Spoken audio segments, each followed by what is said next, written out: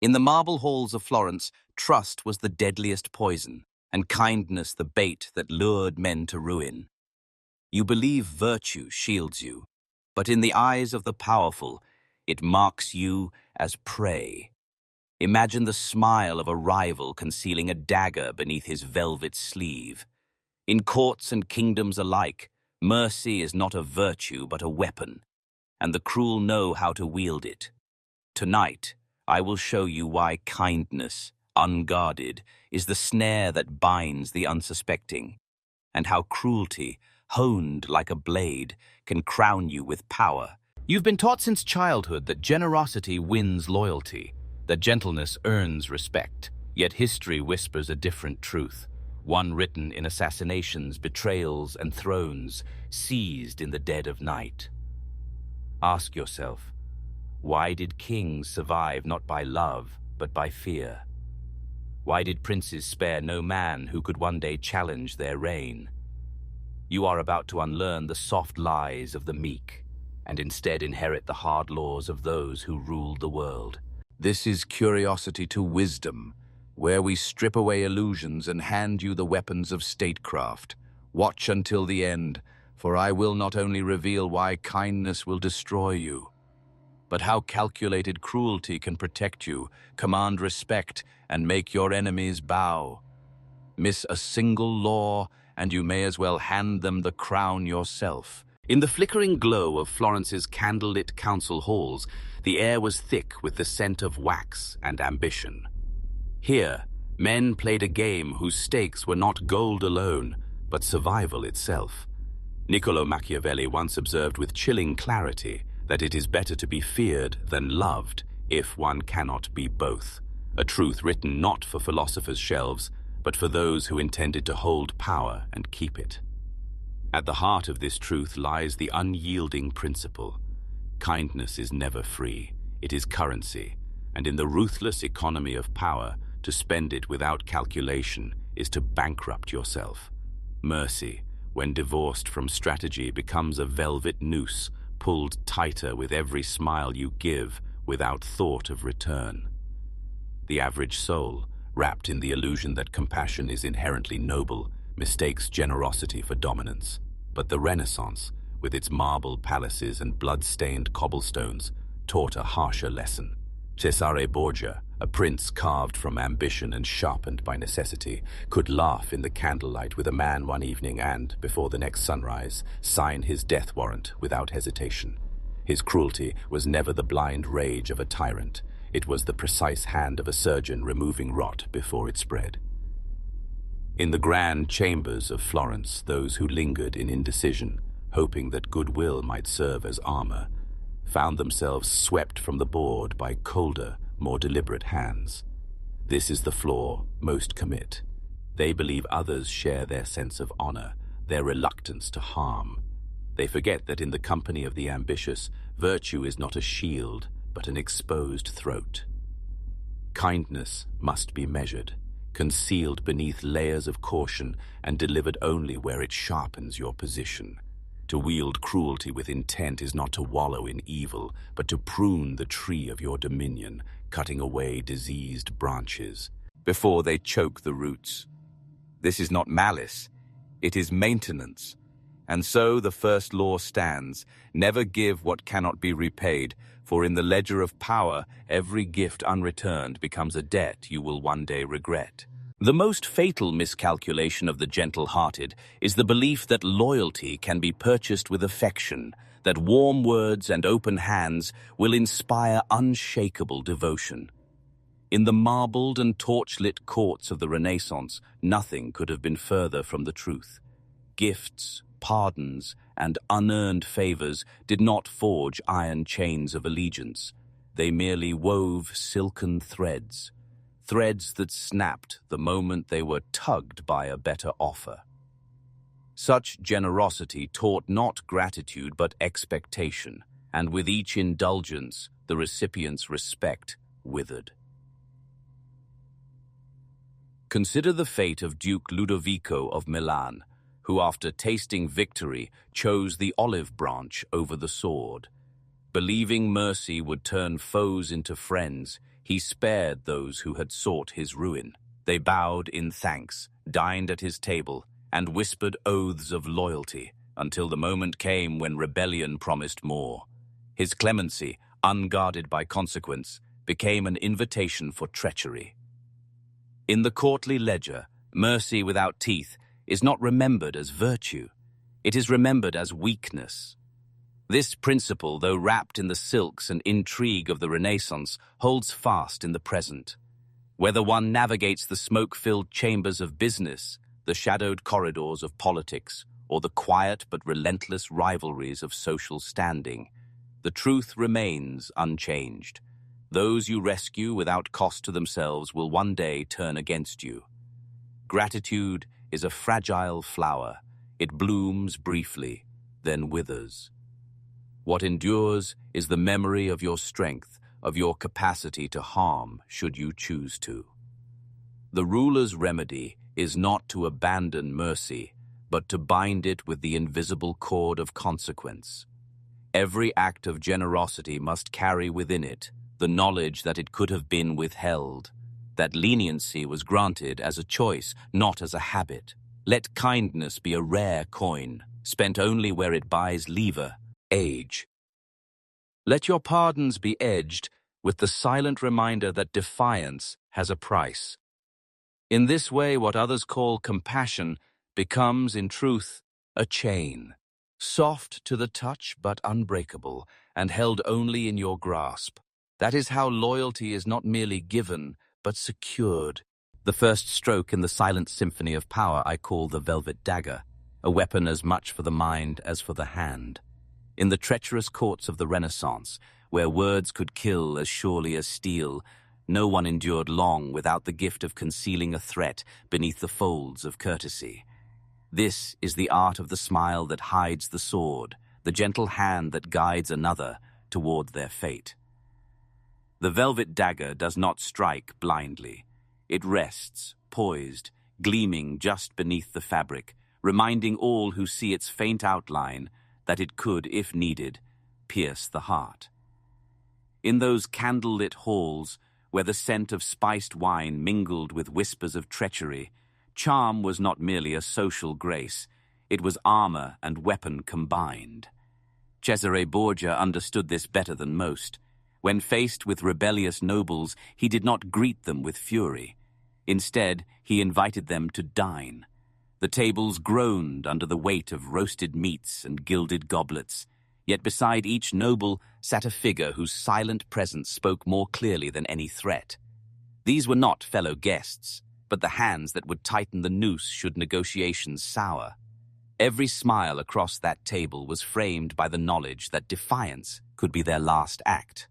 In your own domain, however modest or vast, the Velvet Dagger is no less potent. It is the skill of marrying warmth to unspoken consequence, making allies feel appreciated, even cherished, while leaving no doubt that betrayal would carry a cost too steep to pay. The key lies in subtlety. An overt threat invites resistance, but an invisible one seeps into the mind and lingers. The memory of your power should never be shouted. It should whisper, ever present, just enough to shape decisions in your favor. This method dissuades disloyalty without breeding open hostility. It allows you to move without drawing alarm, to win compliance. Ye before force becomes necessary. By sheathing your blade in velvet, you give others the comfort of your charm, while never letting them forget the steel beneath. The most enduring victories are those won before a single blow is struck. The second tactic is the calculated scar, the deliberate mark left not upon the flesh alone, but upon the memory of all who witness it. In the corridors of rule, fear is not sustained by constant brutality. It is anchored by a single, unforgettable act that becomes the story whispered for years. To govern, whether over cities or over minds, you must be willing to make an example so vivid that it etches itself into the collective imagination. In the turbulent days of Italy's warring states, Cesare Borgia demonstrated this truth with surgical precision. His lieutenant, Ramiro de Lorqua, had ruled the Romagna with iron and cruelty, cruelty Borgia himself had sanctioned. Yet when the time came to consolidate power and win the loyalty of the people, Borgia turned the blade upon his own servant. Lorqua's body was left in the public square, his corpse a silent sermon to all who passed. Disobedience, even in service, carried a price too steep to ignore. It was not an act of morality.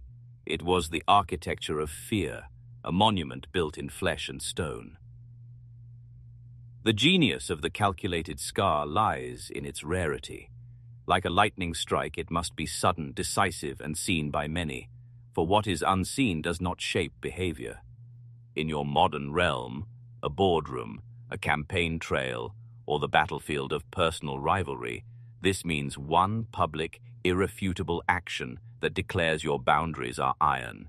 It might be the decisive firing of a powerful subordinate, the swift dismantling of a rival's influence, or a confrontation so clear that no one doubts where your authority begins and ends.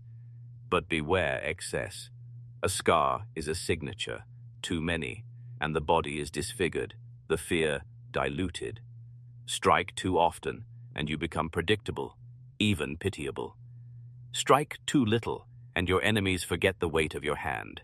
The art lies in patience, letting potential challengers stew in the uncertainty of when or if the blade will fall. One act, well-timed and unflinching, will live longer in memory than 100 gestures of generosity. It is better to be remembered for one decisive scar than forgotten for a lifetime of kindness. If you are beginning to see that kindness can be a leash around your own neck, stay with me. The final laws will not just free you from this trap, but arm you with strategies that have crowned princes and crushed rivals for centuries. Subscribe to Curiosity to Wisdom, for here we do not teach comfort, we teach survival. The third tactic is the Poisoned Chalice, the gift that gleams with promise but drips with invisible chains. In the treacherous game of power, generosity can be a more potent weapon than the sword, provided it is laced with obligation. The unsuspecting receiver, drunk on the sweetness of the prize, does not notice the subtle weight of its cost until it is too late. By then, the cup is already at their lips, and what they believed was fortune becomes the very instrument of their servitude. In the courts of Renaissance Italy, such maneuvers were an art form. A duke might grant a rival a stretch of fertile land, a gesture of apparent goodwill, yet tie it to taxes so crippling and duties so relentless that the recipient would spend his fortune merely to keep it. Others would offer marriage alliances that, while gilded with prestige, came bound with dangerous political entanglements, forcing the family into conflicts they neither sought nor could escape. The brilliance lay in making the target believe they had outmaneuvered you, when in truth you had handed them a crown of lead. In the modern arena, the Poisoned Chalice is no less lethal. It might be the coveted promotion offered to an ambitious subordinate, one that demands such unwavering loyalty, such endless hours of labor that leaving becomes unthinkable. Or perhaps it is the grand favor you extend to an influential peer, a favor so public and undeniable that they are compelled to defend you in every dispute, lest they appear ungrateful. The key is subtlety. If the trap is too obvious, the gift will be refused.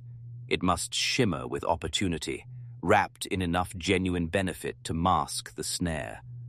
Let them believe they have been favored, that fortune has smiled upon them, all while the terms quietly bind them tighter to your will. And remember, a poisoned chalice does not merely punish, it nourishes your pose. Idion. Each sip they take deepens their dependence. By the time they realize the true nature of the gift, they will find the cost of escape far greater than the cost of obedience. That is how power drinks from generosity without ever spilling its wine. The final masterstroke is the controlled flame, the deliberate, disciplined summoning of chaos to strengthen your own hand. Most fear disorder, seeing it as a wildfire that devours all in its path. But the astute ruler understands that fire, when contained, is not destruction. It is purification. A spark, when lit with intent, can burn away the rot and reveal what lies hidden beneath the surface. It can drive rivals from the shadows, force conspirators into premature action, and fracture alliances before they grow too strong to challenge. In the Renaissance courts, the great players of power rarely crushed every whisper of dissent outright. Instead, they allowed tensions to simmer, letting factions within their own realm compete and weaken each other. This was not negligence. It was orchestration. When an enemy grew complacent, a rumor might find its way into the right ear. When a courtier grew too bold, a small scandal might erupt, conveniently shifting attention and loyalty. The ruler's hands remained clean, for the flame was never traced back to its true source.